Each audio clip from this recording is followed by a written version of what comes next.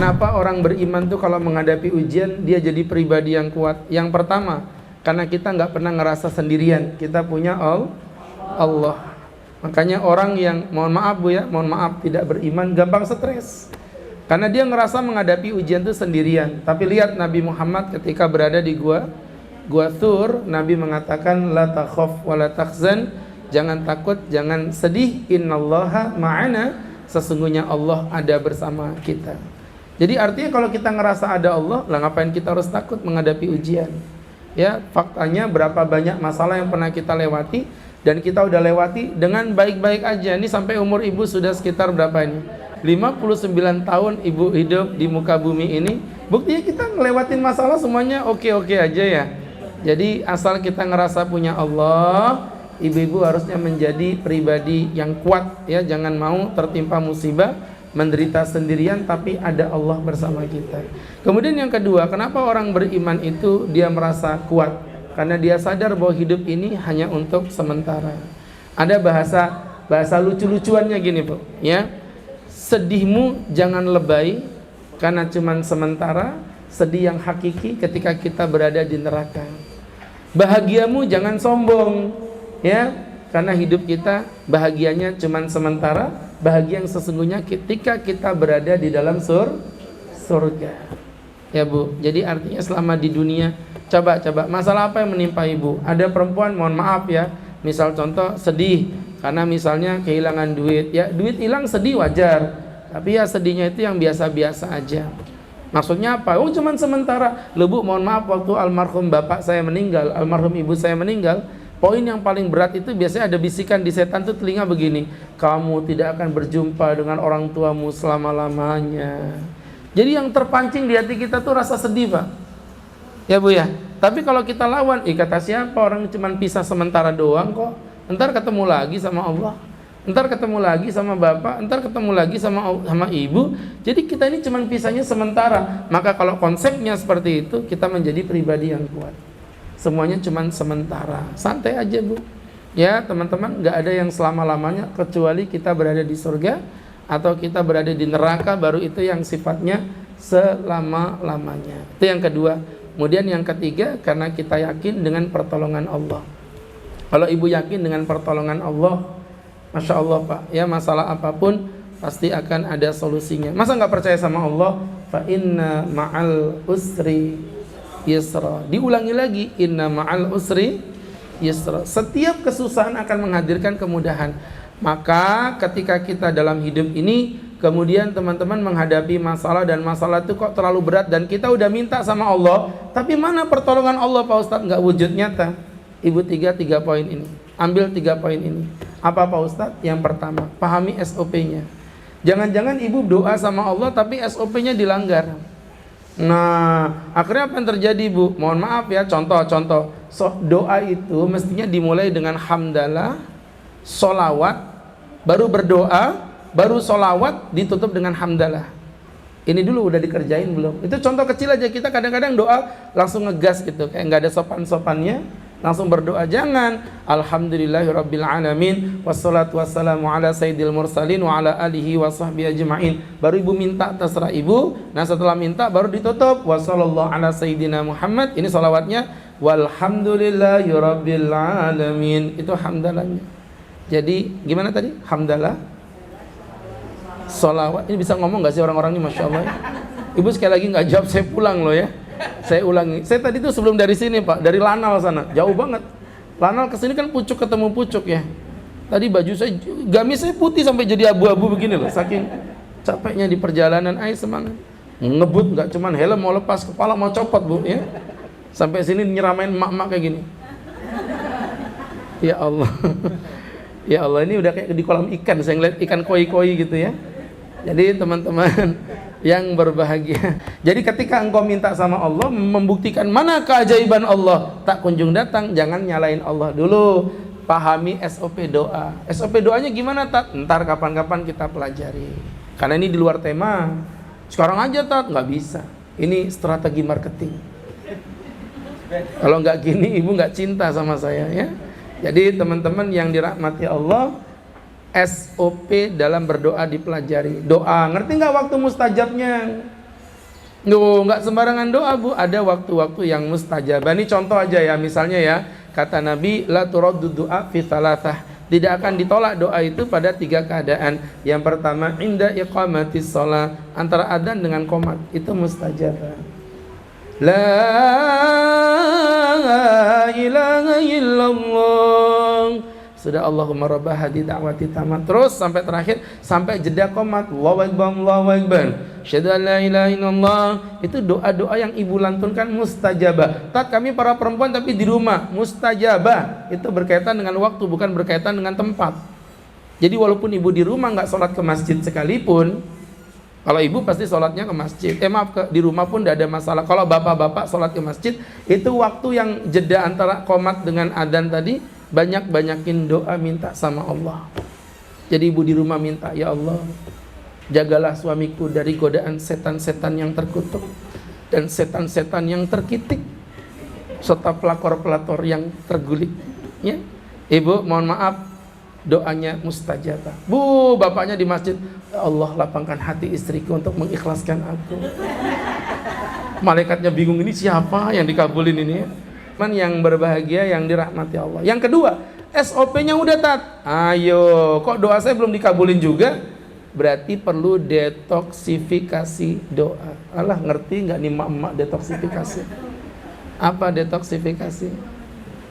Ibu-ibu membersihkan virus-virus dosa.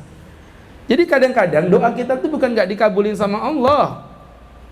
Sudah dikabulin, udah turun itu surat perintah dari Allah, kasih ini orang mobil, kasih orang ini rumah, udah ada. Tapi mohon maaf ini ibu nggak bisa mencairkan. Ibarat kata Ustadz udah keluarin cek nih ceknya Bu, ceknya nggak palsu, tapi ternyata nama dicek misalnya Budi, sedangkan nama KTP-nya Buddha.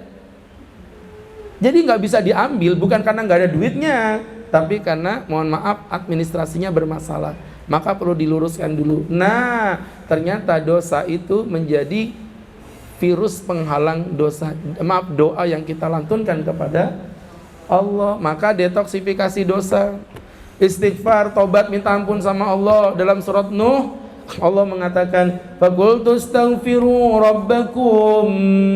Aku berkata, mintalah ampunan kepada Tuhanmu. Innahu kana waffara. Sesungguhnya Tuhanmu Mahalah Pengampun. Emang apa yang terjadi kalau kita udah istighfar? Apa yang terjadi kalau kita udah minta ampun sama Allah? Dengerin. Yursilis samaa alaikum midrara. Maka Allah akan memberikan hujan yang deras dari atas langit. Satu, catat ya, nanti saya jelasin nih. Hujan dari atas langit. Wa yumdidukum bi amwalin wa banin, dan aku akan memberikan keturunan serta aku akan memberikan harta yang berlimpah ruah. 2, catat ya. Yang ketiga, wa yaj'al lakum jannati wa yaj'al lakum anhara, dan aku akan memberikan sungai-sungai yang bersih dan kebun-kebun yang subur. Ada 3. Ibu nyadar nggak 3 tadi itu nggak kebetulan, Bang? Hujan dari atas langit maksudnya rezeki langit, keturunan dan anak-anak solih serta harta berlimpah ruah, rezeki bumi, dan diberikan kebun-kebun yang cantik, sumber-sumber air yang subur, itu rezeki perut bumi. Saking seriusnya Allah memberikan rezeki kepada orang yang bertaubat kepadanya, Allah kasih rezeki dari 3 arah langit, arah bumi, dan arah perut. Perutku lapar, memang sudah ngeliat ibu-ibu begini nih ya. Mancing emosi ibu ini. Ibu kenapa sih ibu? Ada masalah dengan capres ibu yang gagal begitu? Biasa aja, keles ya. Jadi teman-teman yang dirahmati Allah subhanahu wa ta'ala, detoksifikasi dosa. Istighfar itu melapangkan rezeki. Oh, kemarin tuh datang seorang wanita, ya, masih muda, pebisnis. Ngobrol tuh, Pak Ustadz, saya ini pebisnis properti, tapi saya belakangan ini gagal. Banyak proyek saya yang mandek dan akhirnya kerugian puluhan miliar, Pak Ustadz. Terus saya minta arahan dari Ustadz, kira-kira apa yang perlu saya lakukan? Mungkin kamu punya dosa. Saya bilang, dosa syirik kamu lakukan? Enggak, Pak Ustadz, saya orang yang bertauhid. Oh, mungkin kamu makan riba tuh? Enggak, Pak Ustadz, properti saya properti syariah.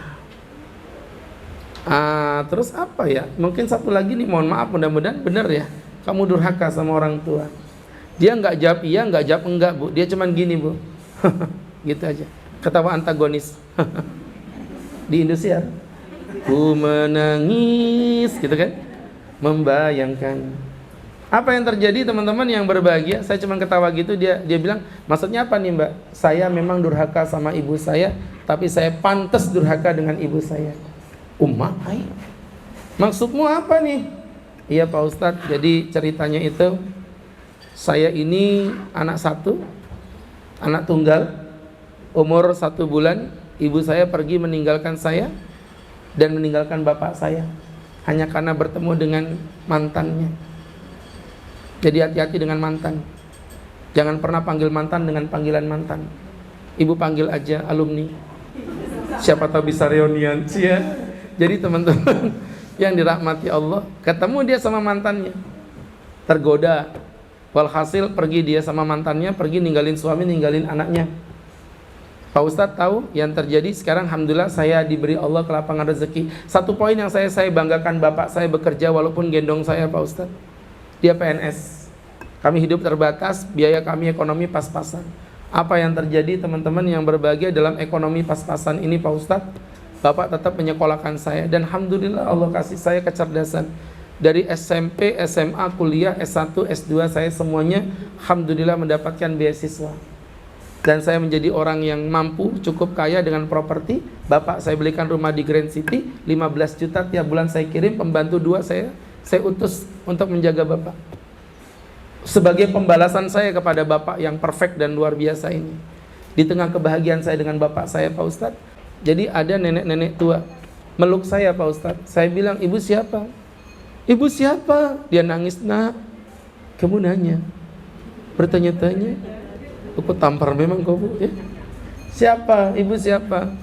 Aku ibumu. Ya Allah Pak Ustadz, bagaikan suara halilintar yang menggelegar, cetar-cetar, dengan mata berbinar-binar, jantung berdebar-debar, kaki bergetar-getar. Apa tuh Mbak? Kamu sangat terharu. Asam uratku kambuh Pak Ustaz. Jadi teman-teman yang berbahagia, saya bilang, Bu, saya nggak punya ibu, mohon maaf. Saya usir dia Pak Ustaz, pergi. Dan dia pun keluar. Ku menangis, kena hujan gitu Bu, sambil bawa tas bagnya keluar. Indosiar. Jadi subhanallah. Ibu-ibu yang berbahagia, ini cerita nyata, sinetron Gundul Mus itu cerita nyata nih Bu, sembarangan aja.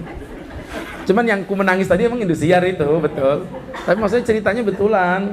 Nah, akhirnya dia keluar, dia nangis. Nah disitulah Pak Ustadz, benar juga yang Ustadz sampaikan. Saya juga merasa bahwa semenjak saat itu rezeki saya makin berkurang.